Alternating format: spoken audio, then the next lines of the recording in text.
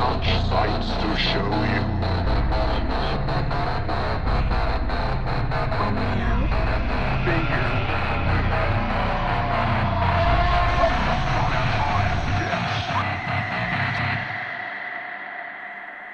Hello!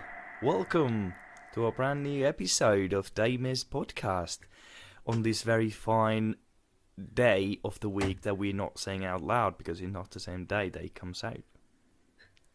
Sorry. Yeah. When you said hello, it sounded like you were Scottish for a minute. I mean, I do slip into Scottish from time to time because my accent is a mess. That's actually the most common nationality I'm mistaken for. Like English and Australian are the most common, but Scottish is like strong third. Absolutely. Makes sense. You're fairly close to Scotland. Yeah. I mean, I used to be much more Scottish before I went more Australian. But That's because you lived in Australia for a year, didn't you? Yeah, I did. And even like for a year after, still like I can't say Friday properly. It's just like always like go up. But it's also weird because I can't say down without saying it like that. It's like I can't say down. It sounds weird if I say it like that. Anyway, I'm Aksel Spencer, and I'm here tonight once again with Adam Lewis, as always.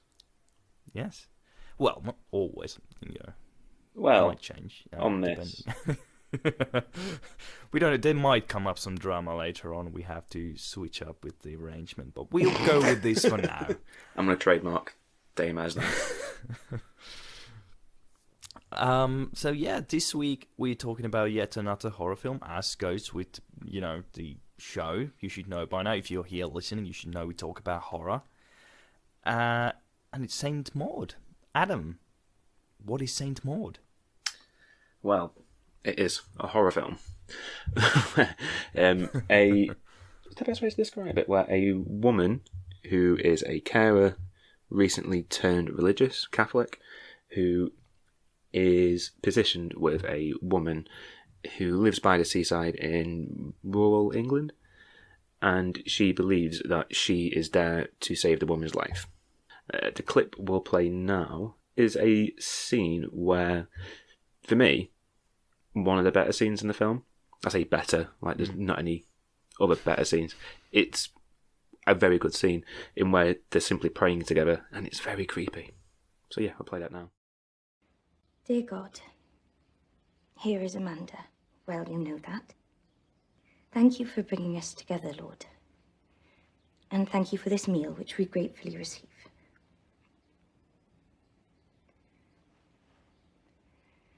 Bless Amanda's body, which is hurting now, but has done so many wonderful things. And bless her mind, which is shrouded in darkness. And reach out to her like you did to me. Amen.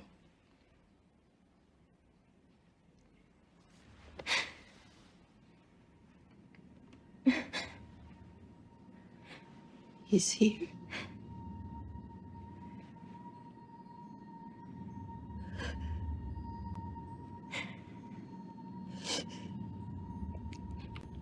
I feel it too.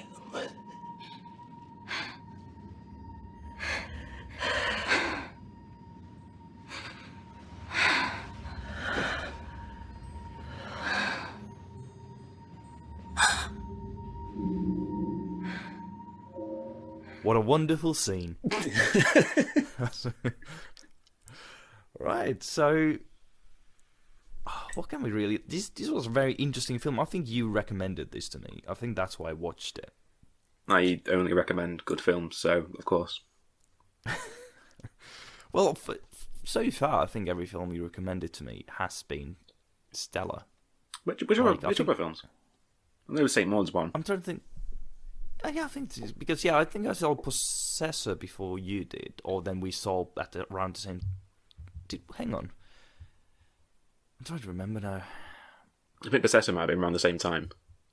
Yeah, because I think I watched it when it got put on streaming over here, and I think I might have watched it before you because you got the DVD release, didn't you? Yeah, because I remember I was talking like I was wanting to get the Blu-ray, but it was really expensive. Well, really, €20, but That is expensive. You can go to the cinema for less than that nowadays. yeah, exactly. I mean, and that would have been really cool to see in cinemas. But yeah, I think I would have seen that even if you didn't kind of speak so highly of it. Yeah. But you certainly did speak highly of it, so it made me want to see more. But Saint Maud. I'm going to start with this because that was one of like the big films before cinemas got shut over here. It's one of like the big films that was like, hey, this film's going out, it's great, go and watch it. So my question is, how many times do you think I saw it in the cinema?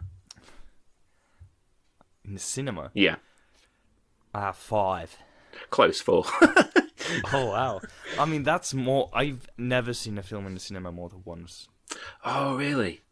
Yeah, but I think a big part of that is like these great horror films that we get, like Possessor and Lighthouse. Well, Possessor, of course, didn't get a cinema release. I don't think in Finland. I didn't see it anywhere. Yeah. Lighthouse, in the cinema in my old hometown up north, it had 2 showings in the smallest, like theatre, the room. Yeah. Just 2 showings, which was really sad. And like, of course I understand, because there was barely anyone there when I went to watch it. Because it's, it's art house horror. People, like, the common people don't care about it. They don't want to see it, really. Oh, no. I think which is always going to be the case with it as well. Yeah, it's a real shame, because it's a brilliant film. And same with, like, I can't think of Saint Maud having really a release in Finland. I didn't see it anywhere being advertised for any cinema. I feel like if COVID wasn't a thing, it might have got it, because I know it got a big push in the US as well. Okay. So, I mean, I'm saying this like I know Finland like the back of my hand, but like out of like Possessor, Saint Maud, Lighthouse, I think Saint Maud would have had the biggest release because it's a bit more accessible. Yeah, it's the most digestible out of the 3 films for sure. But even then, it's one of those movies that it's not conventional, really. Oh no, I mean, for the most part, I mean, this goes back to what we were saying last time, where it's not really a horror film at the same time as it is a horror film. Because I mean, I've not checked any, like, I've read a couple of reviews for it, but I've not gone on, like, Rotten Tomatoes or anything like that to see what other, like, ordinary people, shall we say, think. But I can't imagine, like, the audience reaction being a good one. Yeah. Just because it's billed as a horror film. Yeah. And I do kind of, like, disagree in a sense. Like, I do think it's a horror film. But that's just kind of going back to my definition of horror from the last time, where something abnormal takes place, and for as long as it keeps going, and it's not diverted, the characters subduing to it will suffer. And that's exactly what happens in the world of Saint Maud. Oh, yeah. But the way it depicts all this, it's not stereotypically horror. There's no jump scares, there's no kind of like stalking with... Well. We'll come to that later. Yeah. But yeah, there's no really traditional horror tropes at play in the sense that you used to. Well, no, I agree with what you're saying. I think it's a horror film. From like a general audience perspective, I don't think most people would say it's a horror film. I feel like the closest film you can compare it to is Taxi Driver. Yeah, that's funny, because I think that film influenced it a lot. I think I saw an interview with Rose Glass, who is the director of Saint Maud, said that Taxi Driver was one of the films that kind of inspired the character of Maud. Yeah, because I can remember watching the film thinking, this is very, very much like Taxi Driver. And then, was it Taxi Driver? Yeah, Taxi Driver. And then... not Taxi. That's a very different film. And then sort of listen to that interview where she says, it's like, imagine if Travis Bickle was a religious carer in a seaside town in England, which to me is like the perfect description of it. Yeah. So... Yeah, and Ooh, so you said that it was me who like you saw something that I said and you went, right, okay, I'm gonna go and watch it. Yeah, pretty much. So, like, this is the soul. I wouldn't have known about this film if you hadn't said it. Pretty much. I wouldn't have. This would have gone past me. Like, I would have maybe seen it at some point because there's been some talk about it, but definitely wouldn't have like gone out of my way, pay €20 to get this on Blu-ray. So yeah, that was a really, really good call. Good calls is all I make. I mean, it's like I said. I heard about it pre-world going crazy, and everyone going into lockdown, because I think it was originally meant to get released April last year. All right. And then obviously, world got turned on its head. Yeah, because when did you guys go to lockdown? We went before you guys, I think. Late March. Okay, so it was the same time, pretty much. Yeah, so I can remember sort of like hearing about that at first, going, "This looks great," because that's when they really started the marketing for it. And then, obviously, the marketing stopped for it. And then it was kind of like, "Where's this film going to go?" Because I immediately thought it was just going to get pushed to the side because it's a female British filmmaker with a weird horror film. I just immediately thought it was going to get pushed to the side. So, like, I'm very happy it got its release, even though it didn't make all that much money. Yeah, I mean, it is a Studio Canal movie, which I'm not too familiar with Studio Canal. I know the name. I know they're a very big name. Yeah, I think they're like more British than anything. If it's a British film, good chances are it was made by them or produced by them. Yeah, so I think that had a very big role in the whole marketing of it as well. And the fact that it is a film directed by a woman starring two women is very brilliant. And I love the fact that horror is turning more into, doing what the conventional movies don't really dare to do yet. We had Jordan Peele making films with people of color in main roles, and Rose Glass making horror films with women in them. It's brilliant. I love seeing that. Oh yeah, I mean, have you watched any of her short films? Sadly, no. Highly recommend. They're not horrors. Like again, they're just a little bit weird, a little bit creepy, but they're brilliant. Right. Like she's one of those, like, now her name's out there, and I'm happy because I genuinely think that her next film is going to have like some serious backing behind it. Oh, absolutely.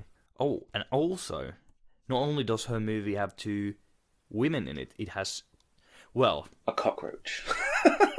Yes, love that. No, it has queer women in it, and like we know, Amanda's character is definitely queer coded, or not queer coded.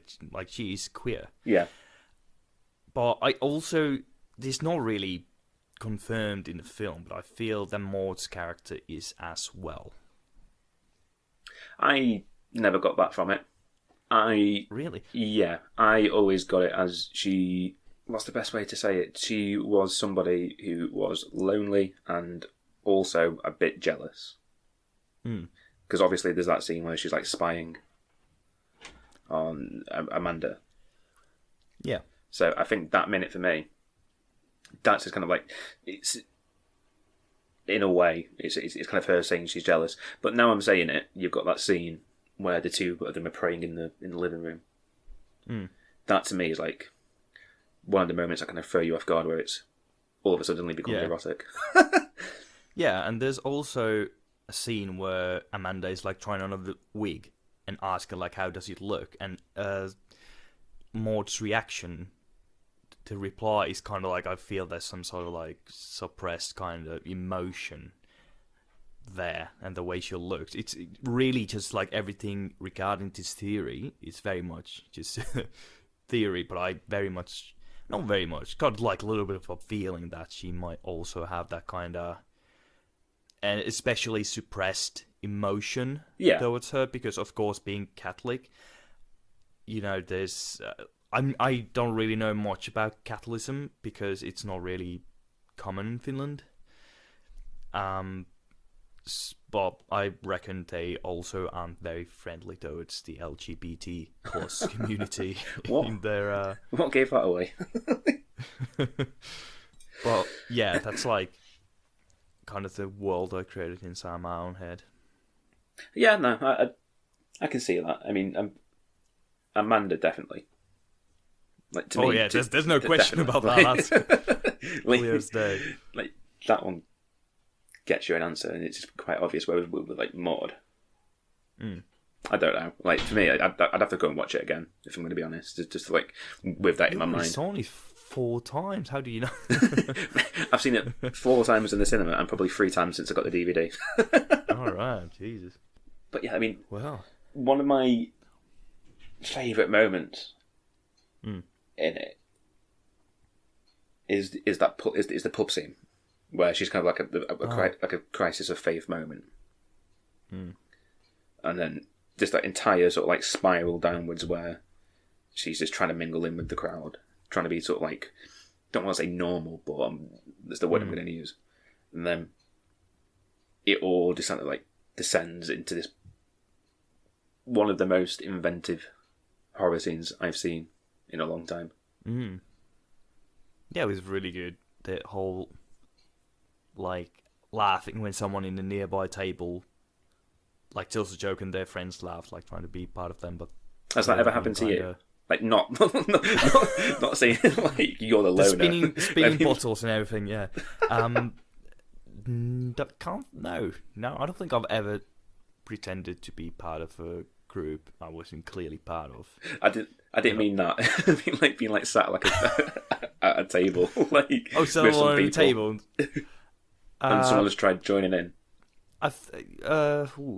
Like someone else trying to join in. Yeah. Not that I remember. I haven't really gone out that much when I was younger in my university days. I didn't really drink alcohol until a few years ago. But you're a raging alcoholic. Yeah, there's no in between. But that's certainly a thing actually, now that I think of it, I kind of remember stuff like that happen. It's usually been kind of like some guy coming over to hit on the girls in the group and just completely not being welcome, but they don't get the hint. And they're just like trying to be, part of the group. Yeah, I mean, I can definitely tell some stories where I've been out with a bunch of mates and then, like, it's just like people trying to butt in. You're like, who the fuck are you? And then like that scene where those people are all laughing around the table and he turned to her with that face of disgust, to me was so relatable. I mean, yeah, it's that situation kind of where your mates are gone and you're still kind of like, well, I still kind of feel like I hang around, get a few more pints, but no one to talk to, and they're kind of like, well, that group looks kind of fun, I'm just gonna go band with them. And it didn't. They just kind of like, what the fuck? What is going on? Actually, now that I think, like, I remember more occasions now that I started going. Actually, oh my god.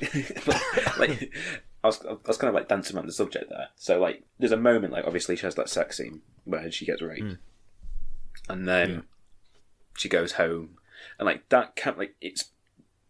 I can't think of any better like camera movements in the film where she's walking down the alleyway and the camera's just slowly spinning. That's like a upside down view. The Sam Raimi classic. The what? The Sam Raimi classic from. I always remember that shot from Evil Dead. Towards the end, when the camera is just upside down on like above. What's his name? I forgot his name. Does it? For heaven's sake. Does it spin around? Bruce Campbell. Like yeah, it didn't spin around, but there's kind of like it's upside down. Oh, okay. And then it kind of like moves over Bruce, and then like comes down to like normal view. That always like I remember those shots from the Saint Martyr really reminded me of that. It's not exactly the same, but there's like that one part that is. Yeah, and like that moment where she goes back into like that little flat. To me, that moment is what distinguishes it from all other horror films.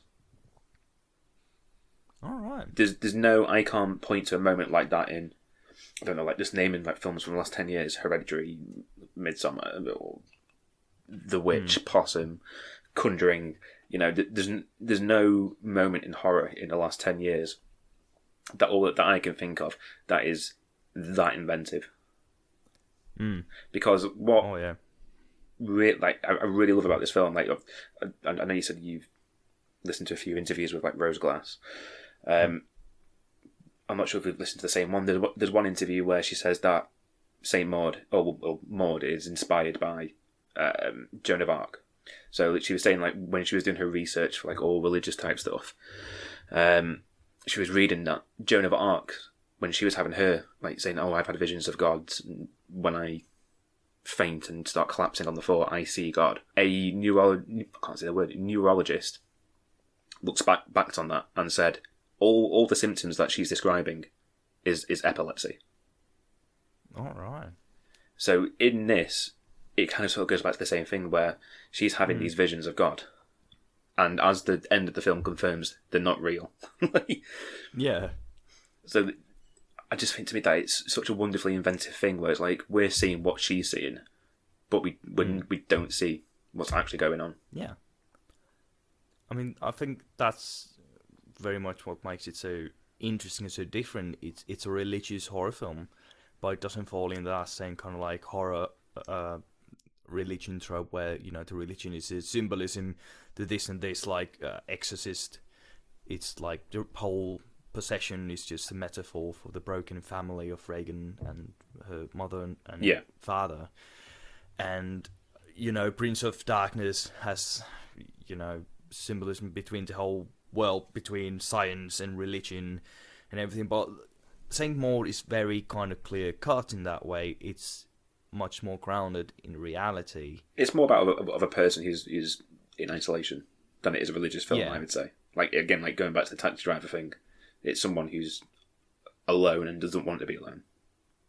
Yeah, and I think that's why it makes it so powerful. It's the kind of whole thing that what being alone leads this character of Maud into, kind of like taking up God as the savior. But it's kind of, the things don't really get better for her, so she keeps going like deeper and deeper into this belief that God's gonna save her, and she has like some kind of weird relationship with God that is very, you know, erotic at times. I mean, definitely. I mean, I can remember sort of like first seeing that scene where she's washing the pots and just being like, "What is this film?" Like, this film looks great in like so many weird ways. But one of the things I really want to talk about is the cockroach, because obviously that's like one of the first things we see in the film where she's at the start of it, where she's in the hospital, blood all over her, and she looks up and sees a cockroach. That to me is one of the most nihilistic things I might have been seeing in a horror film for quite a long time. Just like it's symbolism as God as a cockroach. I can't think of many darker things than that. Like, cockroaches they can be killed, but they're difficult to kill, and it's one of those things that's pretty much always going to be around. Like, I never know how true this is, but I'm going to say it anyway. It's like, if a nuclear explosion happens, cockroaches will survive. I mean, that's certainly the theory I've heard all my life. Yeah. So, like, to me, it's just like having God symbolise as a cockroach is so dark. Oh, yeah. And it's so brilliant. Yeah, I mean, like, even just that scene where she's in bed and then she speaks to God. And, yeah, and it's like the cockroach is always there when Maud is, like, at her lowest. Yeah. Pretty much. I don't remember the cockroach being there when she's, like, doing well, which, again, I think is a great really showing of how religion works in a lot of minds as kind of this thing that comes to you when you're lost, but kind of like to, you know, drag you in, kind of like, come with us. Come to the dark side. And I'm going to edit that bit out. Yeah, no worries. No. I don't mean edit it out as in, like, take it out. I mean, I'm going to take it out and, like, isolate it somewhere. Oh, isolate. Oh, God. 25 minutes in. I got nothing against religion in general. But then there's like when the characters are at their lowest, that's when, you know, yeah, come with us. But when everything's good, it's more kind of like they're not there in the same presence.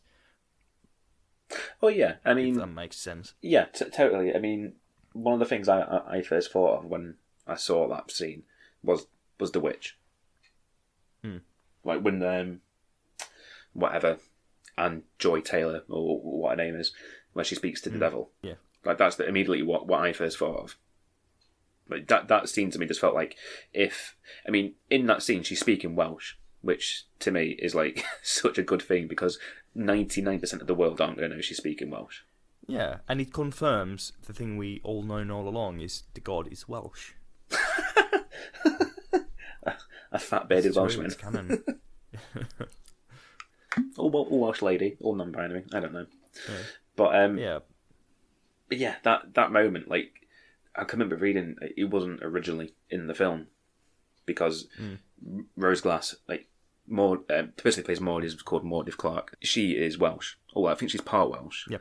And one day she was on set speaking to Welsh to somebody, and then Rose Glass just went, "I like the sound of that. Let's make it weird and creepy."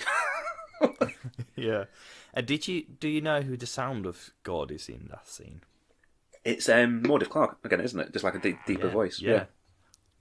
It's brilliant. Like, it's also very like probably not meant to be as metaphorical, but it's kind of like she's just having this conversation with herself. Like the voice of God in her head is just her. Like definitely interpretation of God. And again, it just like reaffirms that what she's going through or what she's experiencing is not real. Yeah. Well, actually, I think it's a bit unfair thing, but like it is real, but only to her. Yeah. And I think that's kind of how religion works. It's, I'm an atheist, which, if it didn't come clear already. But religion is very much kind of mechanism for people to cope with kind of hard times. And it's not, it's something you take up when you're lost to kind of guide you. It's not physical. It's very much metaphorical, symbolistic, and all these things. But there's like no physical God. God exists in your kind of head, and I don't think that's a bad thing. There's going to be some religious people listening to this right now who are tearing their hair out. But the thing is, that's the way I see it. If you hear God, if you feel God, good for you. Like, just follow that. Follow religion if you like. Just don't do that with hurting people. Don't hurt yourself with religion. It's not worth it. Religion can't guide your way. But yeah, it's very much Maud's whole thing is like I think Amanda's character as well is very atheist or kind of like, especially not Catholic. Oh, I mean, like, she's literally personified as a devil. Yeah, yeah. That is a very interesting juxtaposition there because Maud, of course, throughout the movie just wants to save her, which again is so much like what we come to like see as the negative kind of connotations of religion. Yeah, it's the kind of like wanting us to save everyone. Yeah, I mean, I know that moment. I mean, there's like that little bit in the film where she gets that book with like William and Blake, like all these like drawings and sketches and stuff like that, and she's wrote in there like "My Little Saviour." That moment where like at the start of the film where she goes, "Oh, my little saviour," and you just see like Maud's face just go, "This is it." Like this is what I'm here for. Is to me one of the creepiest things I've seen. Yeah, because there's this it's like one of those things where you are miscommunicating in a relationship. Kind of the relationship between these two characters, they both have very different visions on it, and they both misunderstands the other one's intentions to an extent, especially from Maud's end. I wouldn't say Amanda's like misinterpreting anything. I just think like that scene towards the end where she says, "Do you know how boring it is to be dying?" Just to me, kind of like clears it up where she's like this whole thing along. She was just playing just to be a dickhead, essentially. So that yeah. that to me kind of Yeah, like I think. clears that up. Yeah, I guess I'd rather say she just kind of doesn't quite understand how deep Maud is into the whole thing. Like, she doesn't realize how serious she is at times. Do you think? Because I think I completely disagree with that. Because I think that bit she understands how deeply religious she is. Because there's that bit where she's doing the physio stretches and she has the necklace of like Saint Mary Magdalene that comes out. Yeah. She makes no kind of pretense or hide a religion from her. I just think like I said, that scene in the film where she says, "Do you know how boring it is to be dying?" just kind of clears it all up. Where she goes, "I was doing to be a dickhead essentially. Like I am dying and I do not give a fuck." I feel it much more kind of like she's met someone who's like the polar opposite of her in many ways, and she just kind of enjoys that. Like she has this interesting thing in her life, and that's why she's so like lightened up by whenever she's with Maud. It's not really she wants to be a dickhead, it's just kind of like she's enjoying this new world she's been introduced to, which she doesn't really care to enter, but she's kind of like entertaining the idea of it because it's so new to her. Oh, no, I can't agree with that. Well, fuck you then. Podcast on. See ya. No, no. I mean, for me, I mean, like I do see your point. Like, yeah, there's certainly. I'm not saying that's not possible. Like, oh, no. I do see your point completely. Like for me, I mean, Amanda's not a good person. For whatever, yes, okay, fair enough. She's dying a slow death, but she's not a good person. Like to me, it kind of always comes across that she is a dickhead. Yeah, there's certain artificiality to her. Like she's not really, you know, her. I mean, it's really, but yeah, like basically, I get she what literally you're throws saying, a party so she can make Maud look like a dickhead.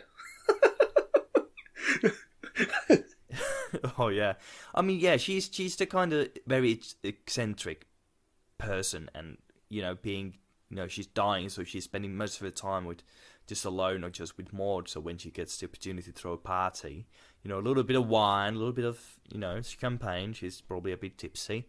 So yeah, the way I saw it is just gets out of hand a little bit. Like she seems genuinely remorseful, is that the word?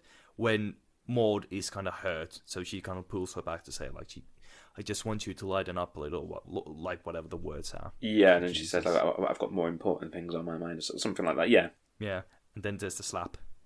Do you see, I was going to use that clip, and this is another thing I was thinking about recently. It's a very visual film. Oh, yeah, I mean, brilliant. There are moments where you can isolate it, just hear the audio, and you can get a grasp of what's going on. But I think like for 90% of the film, it's like, if you're not watching it, you don't know what's going on. Which I know kind of seems a bit silly to say because it's a film. But like, I feel like most times you can just isolate clips from a film. Yeah. Here's the audio, and you get a sense of what's going on. Yeah. Yeah, there's certainly a lot of scenes in Saint Maud. And of course, like I had to... Ben Fordsman is the cinematographer in Saint Maud. And like, yeah, he did a brilliant job. But yeah, there's a lot of scenes where there's not really there's kind of like this ambient rumbling going on of music. Oh, the score in this is great. Waves or something. Oh, it's brilliant. And the score is by Adam Bzowski. A name that rolls off the tongue. True, yeah. But yeah, then there's... yeah, it does. But yeah, then there's like these visuals are absolutely wonderful. Like, I love the shot of the ocean, the shore that was upside down. Just with the visuals, I feel like I do that. Like, I feel like I have to do this every now and again, where I have to go, oh, I don't like this bit, actually. The CG in the film, I think, is terrible. Like that bit where she turns around and she's got like the wings on her back. I think that bit is just like... I laughed in the cinema when I saw that. At the end? No, closer to the end. Yeah, so after she kills Amanda, and then she's at home like doing a wash-in, and she turns around and she's got wings on her back. At that bit, there's a part of me that went, oh, so this is... She, like... At first, I thought, oh, like, okay, so is this saying she's actually an angel? Or is this still in her mind? And then, obviously, at the end, I went, oh, no, this is all in her mind. But Like that moment for me when I saw that, I went, "That looks shit." just kind of had like a little chuckle to myself. Yeah, I remember quite liking the design. So it wasn't like stereotypical kind of like white wings with feathers. It was kind of like much more illuminated. Like I don't remember much else about the effects, but It looks like an afterthought. Just, that's what. Like they finished the film and he went, "Oh shit, we need that bit there, quick. How much money have we got left?" But I feel it.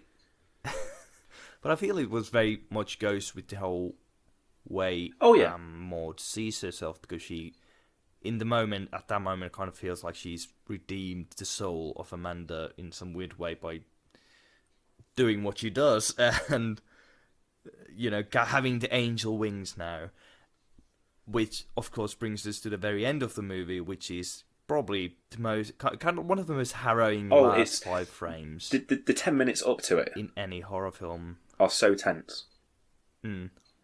Like I don't understand. I mean, I was watching that in the cinema thinking, this is awful.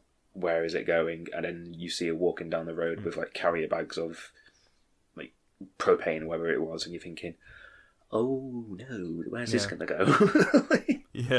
That was very like just how she sees the whole situation on the beach when she's like, the people are kind of embracing her, and she's kind of like accepting there's the spirals on the sky and God's ready to take her up. Nope. And it's just like Jesus Christ, like literally and symbolically. I feel like we might be skirting around what happens here. So, like, just to give a bit of, I mean, I'd imagine if someone's listening to this, they probably have watched the film. Like, she's walking to the beach to pretty much sacrifice herself, and then she pours flammable liquid all over herself, and then lights herself on fire. And then initially, it's like, oh no, she's all right. Yeah.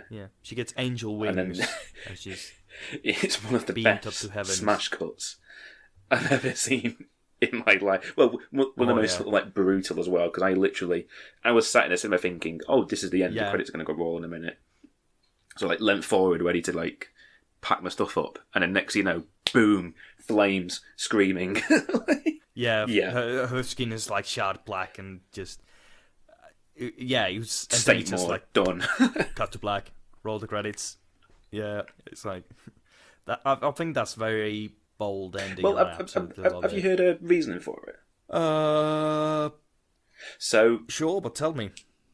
She said that while she was writing it, she was initially going to end it there, and then it felt like everybody knew who was watching the film, people who would have read the script, people who were making the film, would all know that this is all going on in their head. So there was no need to hide from it. That this was going on in their head. Yeah. Which to me, I like, because it's one of the few times where a horror film or any film gives you a question and then gives you a blatant answer. And it's the first time where I've been given that answer. I've not gone, no, I don't want the answer. But it's just like gone, oh no, okay, fair play. You've done the right thing there. Yeah, I think it's very much because the answer is actually so much more terrifying than the question, or, actually knowing, okay, she just killed herself because she's been living this fantasy world in her head. But if you can't, I think the movie would have been much less impactful if you, at the end of the film, you're kind of like, well, 100%. An angel. That frame has stayed in my mind. Literally, yeah. Well, hang on. How much are the cinema tickets? But yeah, like I can vividly remember sort of like being in a cinema and then going, "Oh shit," when that happened, because it's just such. It comes out of nowhere, and it really takes. It's the perfect ending for me. Yeah, it really takes you kind of like out of safety of movie's ending. Then it's like, what? And then also like it takes you out of her space, because throughout the entirety of that film, you're watching that film through her mind, and then the last the last second, it just goes, no, here's reality. Yeah, and I feel it's very much kind of like also her own realization, just at too late. Like what's happened, like it's not necessarily accepting what's happened, but she's kind of like, well, I guess I'm dead now. Like, this is my reward for all I've done, and it's very, because, you know, stereotypically horror films have, like, you know, in the 80s, 90s, early 90s, there was, like, high body counts and everything, but this is very much... Oh no, I mean, that. it's more like an atmosphere than anything, and it's Yeah. or like it's very moody, which again like ties into all of the like the short films as well. I can't remember what the name of it now. I think it was like Room 218 or something. Like, I think it's called. But that is like very very moody. Oh. So that seems to be like a thing right. throughout her career. But yeah, I just can't. Yeah. Like, to me, this like British horror films. They're so. I'm not gonna say they're few and far between, but they don't get the legs that this one does. I mean, I can talk about Possum that came out a couple of years ago, but that nobody, exactly, nobody's watched that film. So, like, I mean, the most famous British horror film came out nearly 50 years, maybe 50 years ago. Let's say The Wicker Man. I mean, try and name me another horror film that came out in Britain. So, like, this for me, when I saw this, like, it was like, yes. Yeah, I mean, there was it Peeping Tom? That was the English horror film. I'm trying to think. It's like same year as Psycho, I think. It might be. It rings a bell. Often considered one of the like most influential horror films in that regard. But it's very much didn't really get the same notion as Psycho, but that's English. Dog Soldiers is actually one that I really want to see. I haven't seen it. It rings a bell, but I've not seen it. It's a werewolf film. Oh, no, it's yes. like I know what it is. I I've definitely seen know what of it is, it. but I've not seen it. Yeah. Oh. Yeah, that's like something that's been on my list to see for some time. I think Yeah. it's Scottish. Again, like... But it's just one of those, like, you think of British horror films. I mean, I'm saying this to someone from Finland. Like, I can't name one Finnish film. So, like... I mean, yeah, Finland hasn't really had many horror films. There's Rare Exports could be considered horror to some. It's interesting. It's kind of very uneasy. It has a very bleak depiction of Santa Claus, which when I say it, that's exactly what I reckon people think of Finnish horror. It's like that's exactly the route to take. But then we also had Bunny the Killer Thing, again. which I haven't. Bunny the Killer Thing, which it's based on a short film about a killer bunny that is it's basically a massive like person in a massive bunny suit killing people very vulgarly, very in gruesome manner. There's a lot of gore, a lot of kind of like sexual terror. I wouldn't be surprised if it's just full of rape scenes, to be honest. It's I haven't seen it. Came out a few years ago. I was starting uni around that time, I think. And then there's actually, oh my god, I just remembered, horror film based on the most long-going and popular soap opera in Finnish television. And I just can't still understand why they made a horror film out of that. Like I've literally just googled like Finnish horror films. Okay, So, what you finding? That Sauna one's come up. It's another one. The Moonlight Sonata. Sounds familiar, but I don't. I know Moonlight Sonata. I mean, has something there's a couple of films completely on here that I can't pronounce, and I'm not going to try to pronounce because it would be offensive. It would be offensive. Oh, dude, try. Where are you looking? Where are you watching? Where are you watching them? I wanna. Oh yeah, just Google it. Finnish Finnish horror horror films? I'm gonna see the list, and I do want you to try and pronounce. Okay, is it So like with there's the one. pictures? It's got like two people with a ghost wrapped around him, like a yellow ghost. I've Is just this literally from gone Google Wikipedia and Finnish or horror movies. Just a tick. I'm gonna have to. I had Finnish horror films, and it gave me 28 days later, which is what the fuck. Like I know why you put it there. There's one small part of Finnish people, but okay, I can't find what I'm talking about. How would you pronounce it? There's more letters. This word has more letters than I've seen in any word before. Comet Sukavari? Comet Sukavari? No. No, not a chance. I know for a fact I'm mispronouncing that. Can you type that in the our Discord? I want to see what it is because I have no idea. Twitter instead because the laptop's on the floor. Oh yeah. Oh, like I do feel your pain. Finnish is very difficult. And I'm so glad I finished. So I, learning naturally. There you go. Right, let's see. Kummituskievari. I feel like I wasn't far off. I think you probably pronounced some of the words correctly, yeah, or some of the, yeah. I feel like I could walk into Finland and speak to the people now. Yeah. Kummituskievari. Kummituskievari. That's it. That's all I could say to people. Yeah. Yeah.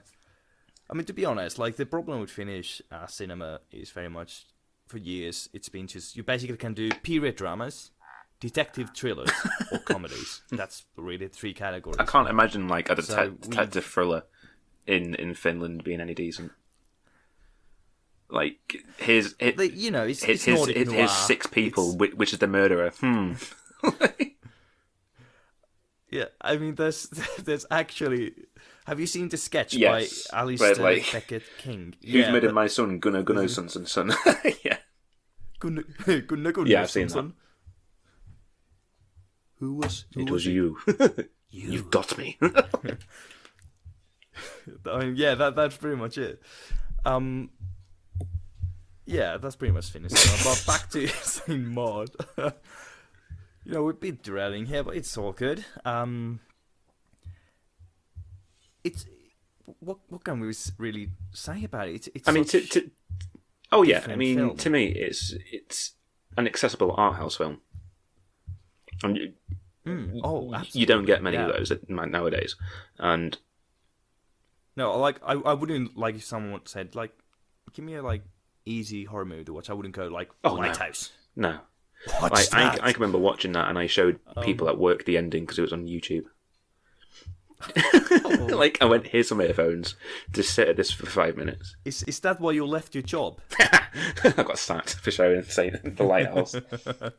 But no, to me, I mean, Saint Maud is one of those, like, it's a very specific film from a very specific person about a very specific thing, and I don't think there are some times where I'll watch a film and I go, oh, I wonder what if this person made this film, what would it have been like? Could it have been better? Would it have been worse? How would he have done this scene? I just, there are very few films I can think of where I go, that person should be the only person to have wrote and direct that. Yeah, absolutely. Like, this film oozes style and atmosphere that I think in the hands of anyone else it would have been very, very different. Oh yeah, and also confidence. For a debut film to be coming out in the middle of a pandemic, I mean, obviously when it was being made, no one knew it was going to come out in the middle of a pandemic, but just to have that kind of, like, I feel like for me, some people would have gone, let's push this back till next year, and then it kind of would have got swept on the rug and given like a crappy release, whatever. Yeah. Because at least in the UK, it was very much the only film in the cinemas. You had bits and pieces out. You had Tenet getting shown 5 times a day because that was the only big film. Yeah. But for this to come out around that time and to be given its own legs as well, and to have the amount of confidence in a first film is you'll never see anything like that again, I think. Unless we go through another pandemic. How rude. Are you saying my first film was going to be shit? Yes. How? Unless you release it during a pandemic, so you might have to wait a few years. I'm going to release the bubonic plague and release it. I mean, yeah, like Rose Glass is definitely someone I'm really looking forward to, make more films now. Oh yeah, definitely. I mean, for anyone listening to this and for you yourself, check out his short films. Yeah. I mean, Oh, most of them are on Vimeo. I mean, I can't think of the films off the top of my head, but yeah. she's one of those people, like, you watch her short films, and then you can immediately go, oh yeah, that person is going to be big one day. Mm. Absolutely. I really gotta go. I don't really watch enough short films. I really should. Well, whenever we, those out. I'll say this now. Whenever we talk about any of Ari Aster's films, we will also talk about his short films.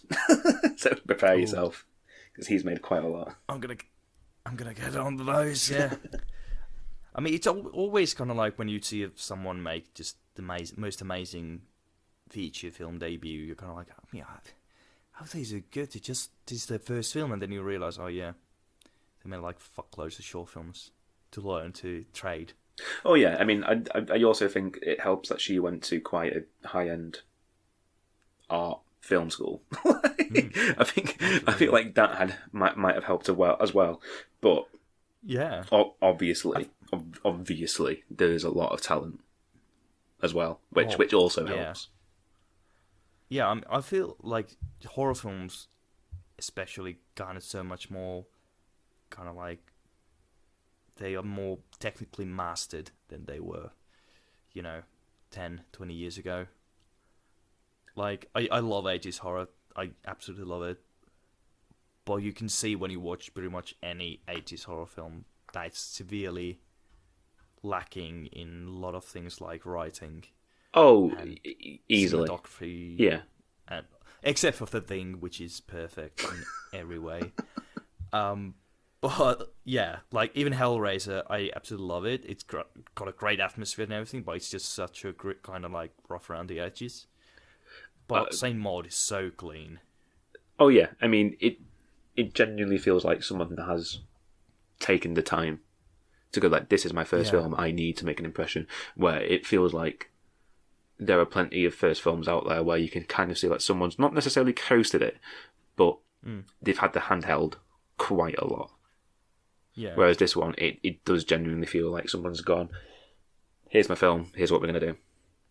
And it's a kind of confidence you don't see in even people who've had 10 film careers. Yeah.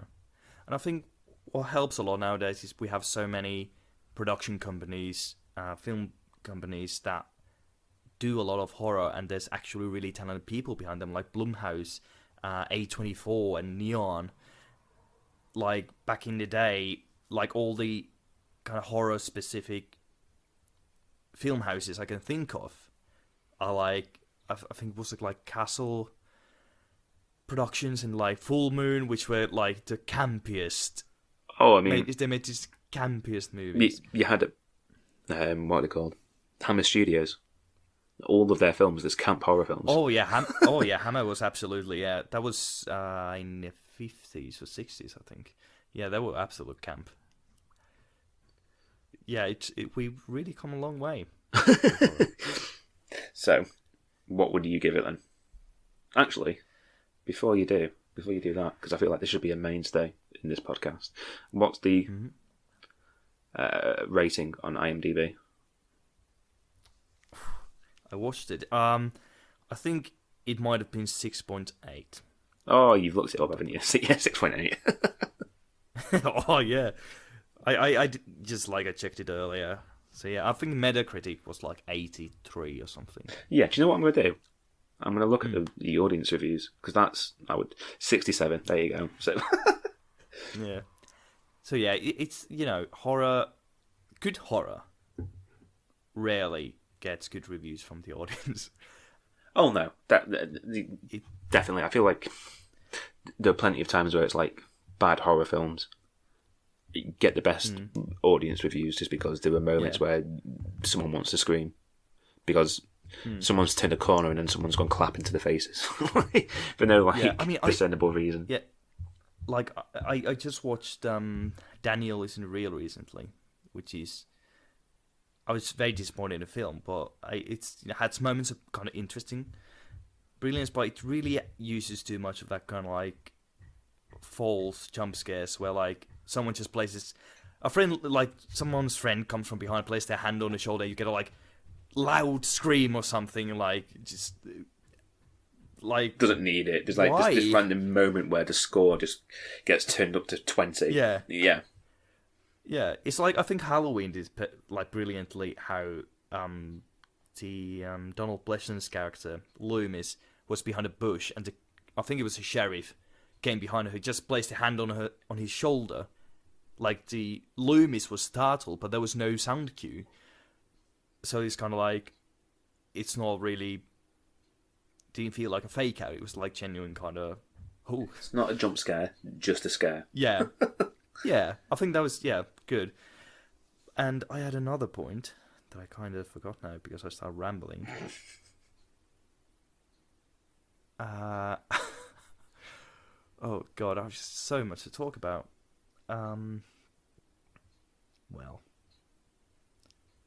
Oh, yeah, the reason why I feel a lot of people don't, like, common people, these pedestrians, if you will. Simpletons.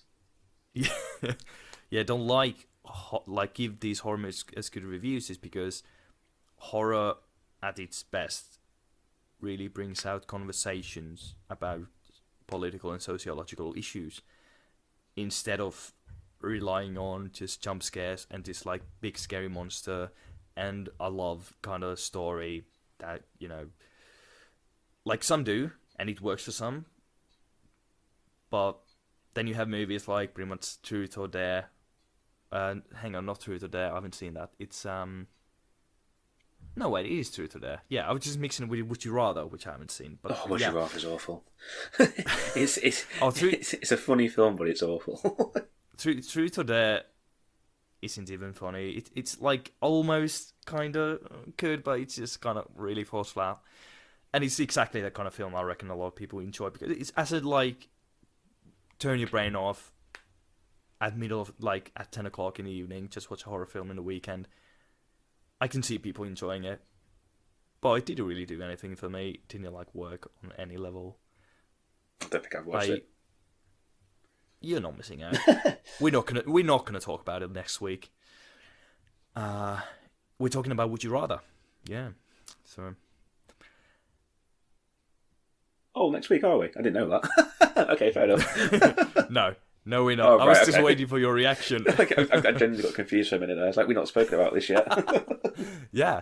But wrapping up on Saint Maud, a brilliant film. I recommend watching it with the kind of like knowing it's unconventional, but it's still enjoyable. It's not really very difficult to digest. And I would give it... I'm torn between 8 and a 9, to be honest. Do you want me to give mine first? Yeah, go ahead. It's like, for me, this is one of the...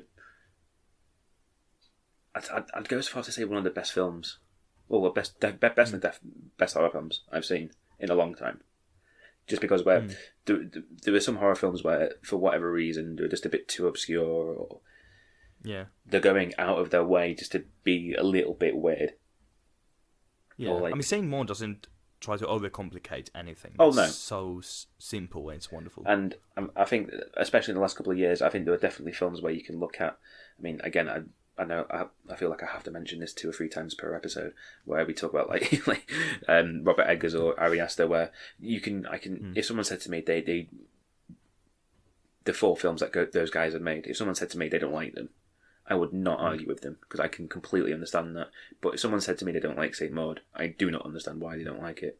So for me, it is a 10. There's no, I can't think of a better horror film. I mean, there's another horror film that I can think of, that maybe be one that we speak about at some point, that would rival it. But for me, I think Saint Maud tips it. Alright. So I guess we're going to go with 9. It's a... Oh, so you're giving it an 8? Kind of medium. I mean, it's... Well, are we going to do halves? I'd say 9.25.